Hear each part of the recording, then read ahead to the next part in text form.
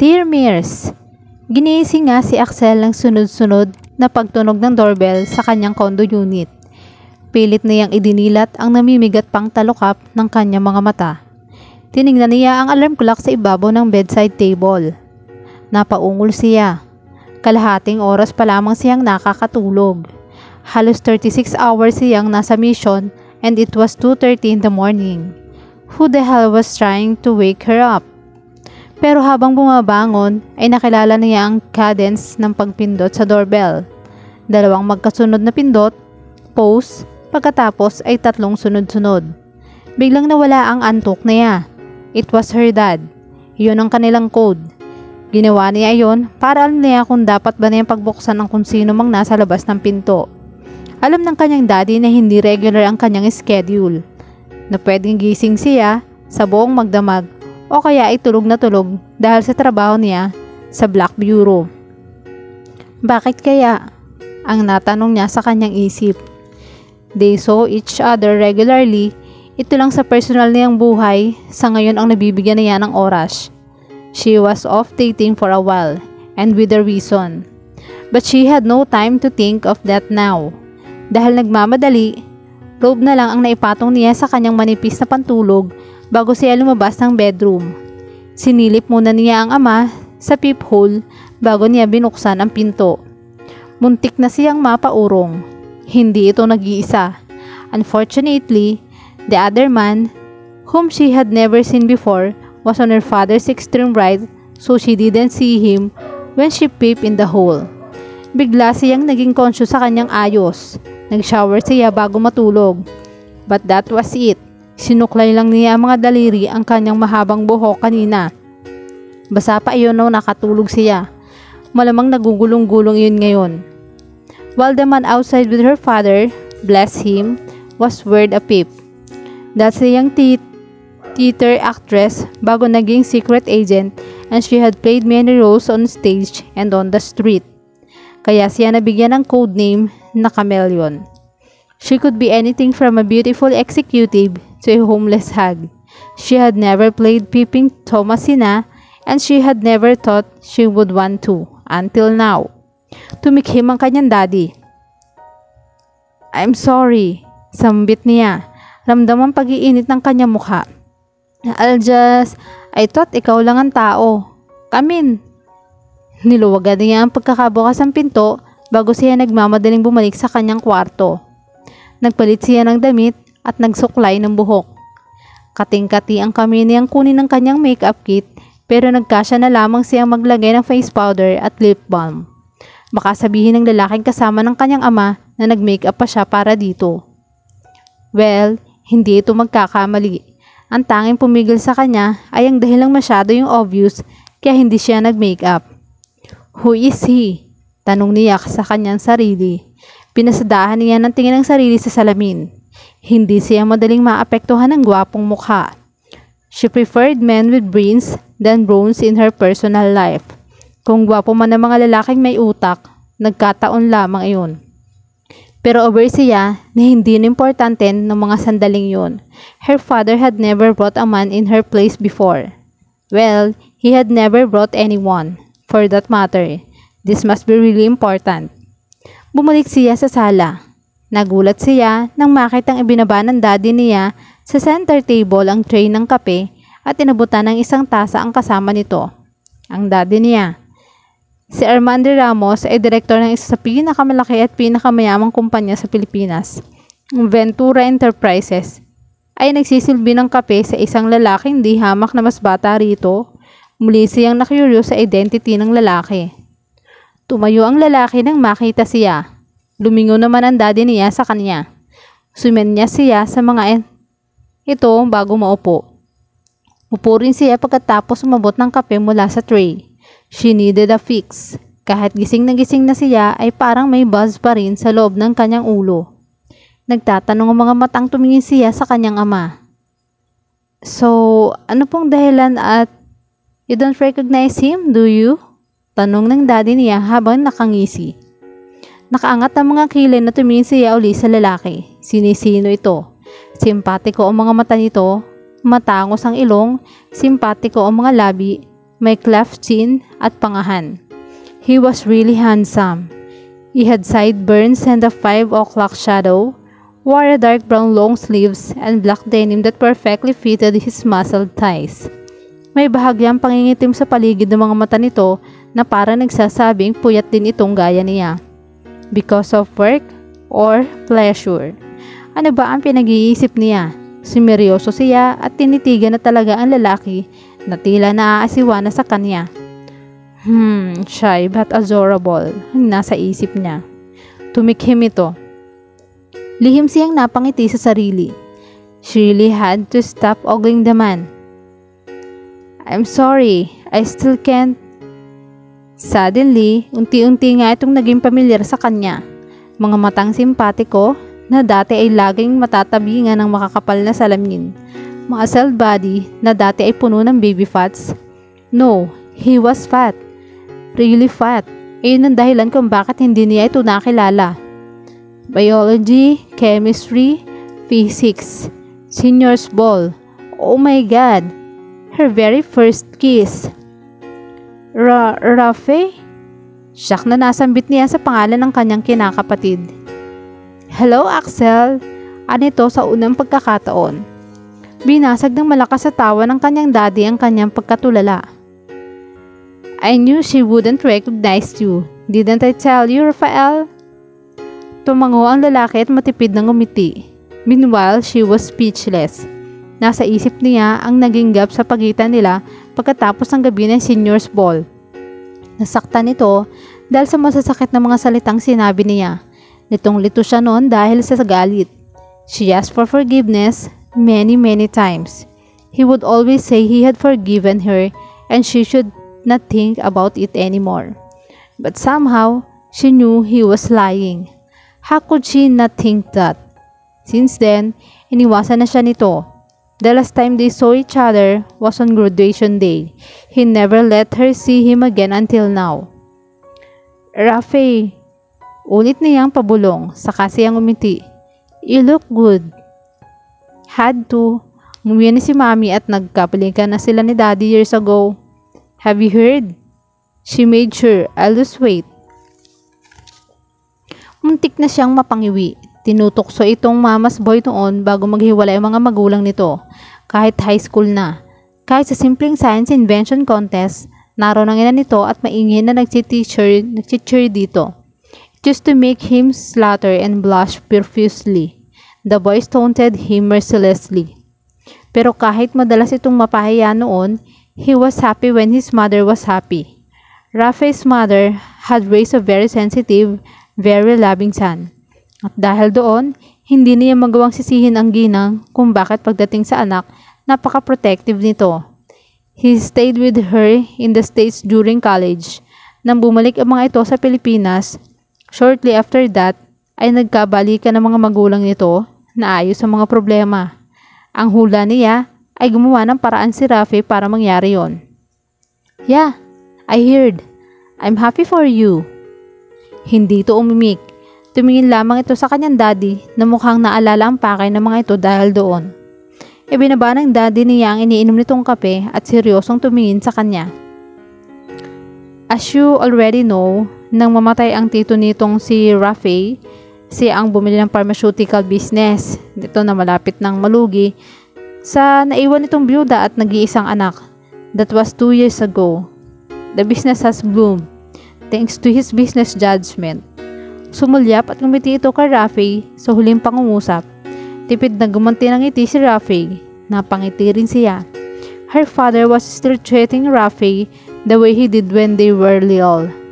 Paborito nitong inaanak ang lalaki at lagi niyang naiisip na kung nagkaroon ng daddy niya ng anak na lalaki, that was exactly how would be treated.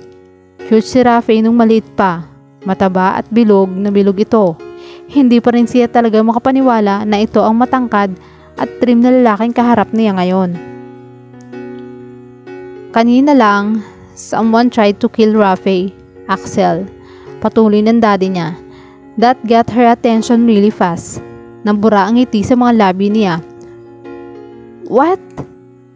Pinagtangkang pumatay kay Rafe sa parking lot ng restaurant. kung saan kami nag-meeting para pag-usapan ng alok ko sa kanya. Inaalok ko kasi siyang makipag-merge na sa Ventura Enterprises so he could go back to making medicines in his lab, which had almost abandoned when he had to manage that business. Anyway, pareho kaming nasa parking lot at may namaril at nasa malapit ka lang, Dad. Putol na sinasabi nito. Wala siyang kiyeme sa mga baril at bala, pero kung involve ang kanyang ama, ibang usapan na yun. I'm alright, Iha. Hindi naman ako binaril. I know, but still. Bumaling naman si Rafe kay Rafe. Are you okay? Nagulat ito pero sumagot pa rin. I was wearing a bulletproof vest. You were what? Ang daddy niya nag-explain. He's been receiving death threats lately and he told me about it.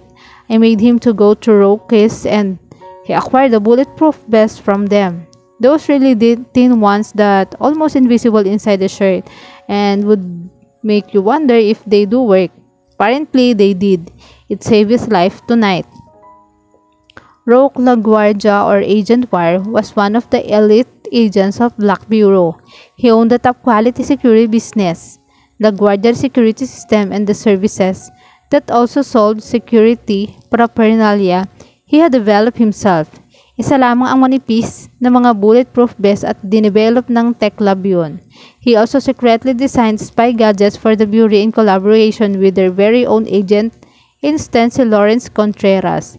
Si Lawrence ang dating bunso sa Black Bureau, isang in-house agent na magaling na mag-inventor. With the influx of fresh agents, marami na ngayong mas bata rito na ituturing itong isa sa mga legends sa headquarters. Pero ito pa rin ang mananatiling bunso ng mga original elites. Both Agent Wire and Agent Einstein were happily married with adorable little babies. Lahat ng original elites may mga asawa na at may maliliit na chikiting. Habang siya, napututok ang kanyang mga mata kay Rafe at nakadama siya ng kakaibang kirot sa kanyang dibdib. Kissing him was a mistake. Her idealism about love and romance was never the same since that day. Many years ago, isa yung bagay na hanggang ngayon ay pinagsisisihan pa rin niya ng labis. She looked like she meant business. She used the same facial expressions she had used a million times before and he felt a twinge of pain in his heart. Gustong tawanan ni Rafi ang kanyang sarili, pero pait ang naramdaman niya sa kanyang puso. One would think he was remembering an ex-girlfriend, but it wasn't like that at all.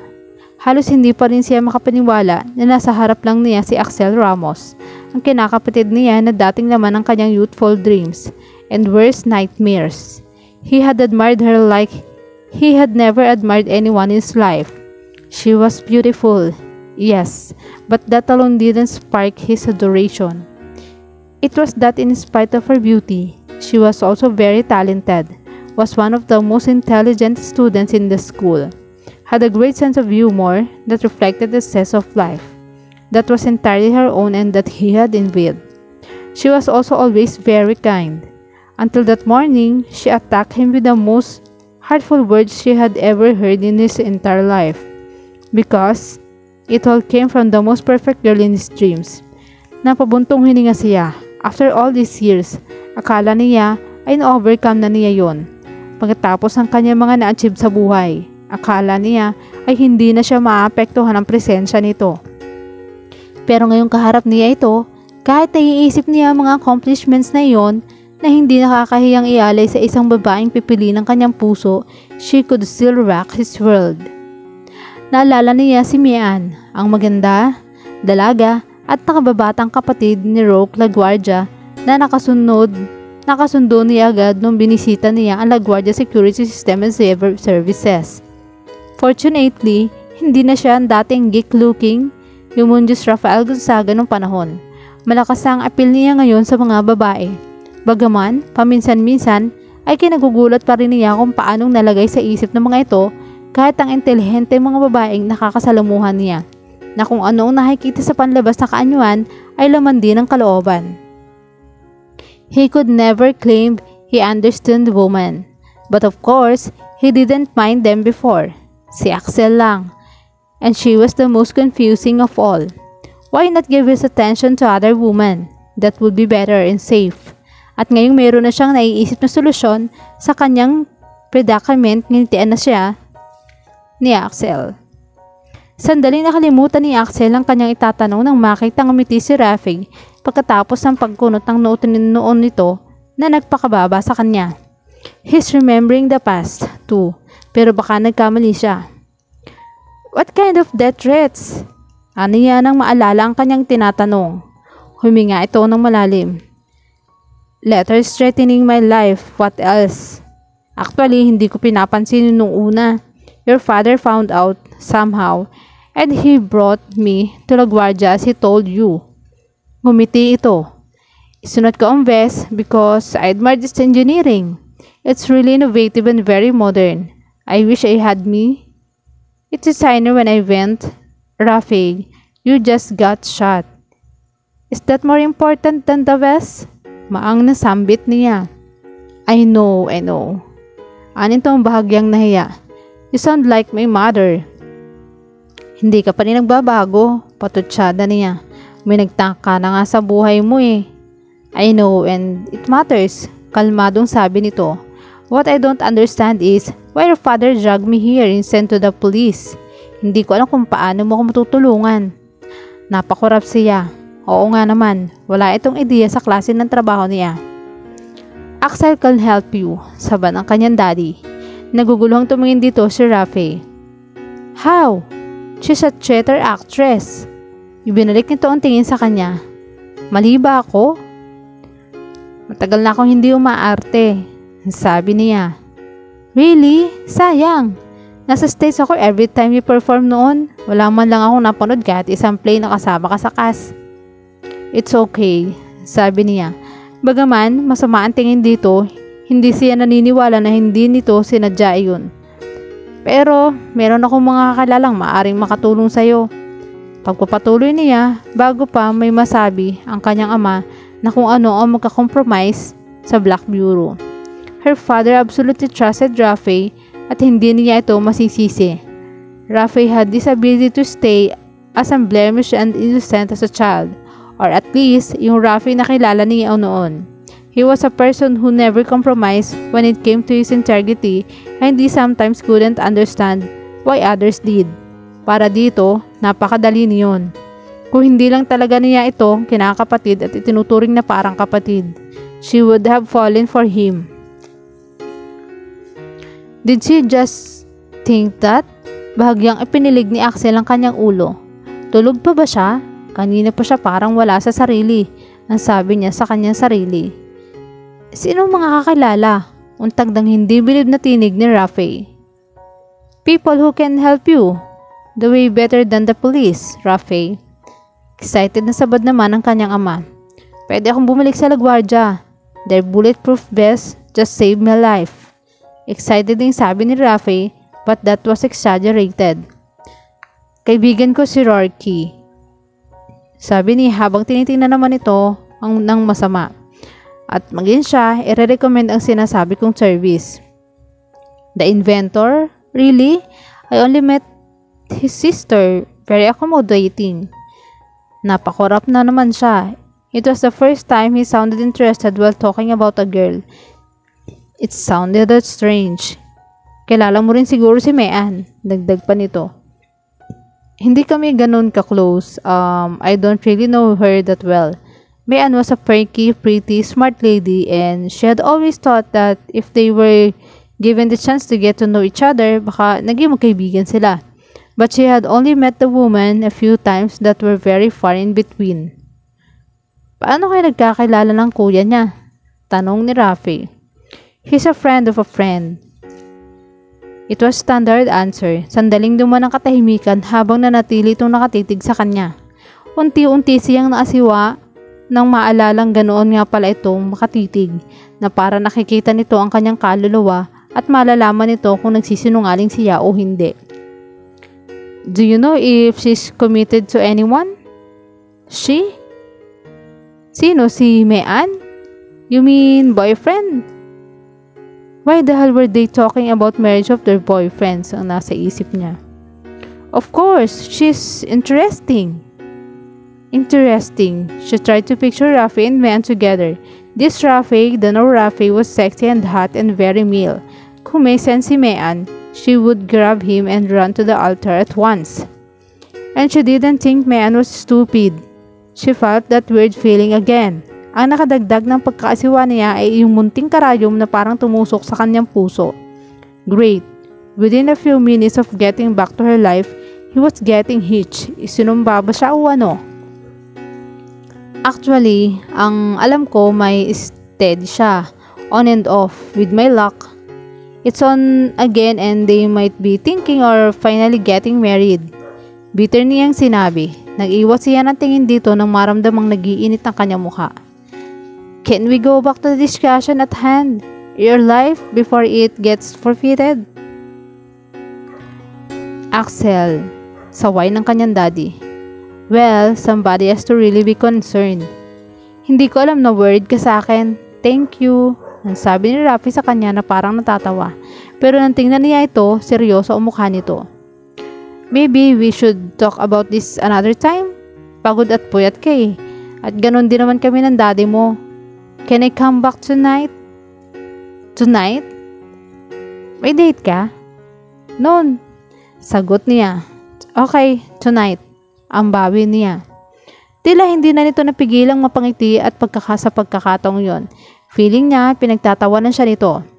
That, or somehow he knew he had been dateless for a long time now. Nagdududang sinulipan niya ang kanyang ama pero masyadong busy ito sa pagtitig sa figurine na nasa ibabaw ng side table na parang gusto nitong sauluhin ng bawat detalye niyon. Then, I'll come back. Ago ng tinig ni Rafi. Tumatayo na ito nang tingnan niya. Napatingala tuloy siya. Ninong, reluctant na tumayo na rin ang kanyang daddy. Tumayo na rin siya. Noon nang pumihit patungo sa pinto ang daddy niya. I'll bring something. Huwag ka nang mag-abalang magluto ng dinner. Sabi ni Rafi habang nakasunod ito sa daddy niya. You don't have to. Protesta niya, sumunod din siya sa mga ito. Napatigil ito at lumingin sa kanya. So you can cook now? Napatigil din siya at napatingala rito. He had really gotten so tall, despite that she couldn't be considered small at 5 feet 7 inches. Nakatingala siya talaga rito. And he was very near. Nararamdaman niya ang mainit na singaw ng katawan nito sa kabila ng air conditioning ng unit niya. Pakiramdam niya ay biglang naging crowded doon. Naramdam na lamang niya na nagbablush na naman siya. It was ridiculous. Siya, si Agent Chameleon, who was known to blush on cue. Nagbablush ng walang control. Blushing was shy Tricia's business, not hers. Ano nga ang tanong nito? I'll bring food, sabi nito. Then his hand reached out as if he couldn't stop it and he pinched her nose while grinning. Go back to bed, wala ka pa sa sarili mo. At bago pa siya makabawi, nakalabas na ito ng pinto. Kinindatan naman siya ng kanyang daddy habang hawak ang seradura. Sleep iha, he look beat. Napatungo na lang siya. Lumabas ito at namalaya na lamang niyang nakatitig siya sa nakasarang pinto. She should really be grateful that they thought she was sleepy and so tired for acting strange. And she should believe that, too. Hindi yung hinala na natulala siya dahil kay Rafi. Pumihit siya pabalik sa kwarto at muling nahiga sa kama. Ang problema, hindi niya ugaling magdahilan o magsinungaling sa kanyang sarili. Napabuntong hinanga siya. She felt the loss of Rafi's friendship years ago like an ache that never ever left. Hindi niya alam kung gaano ka-importante yun sa kanya, pero nung mawala na ito. Masakit na sa bawat disappointment o success niya sa buhay. Naalala niya ito.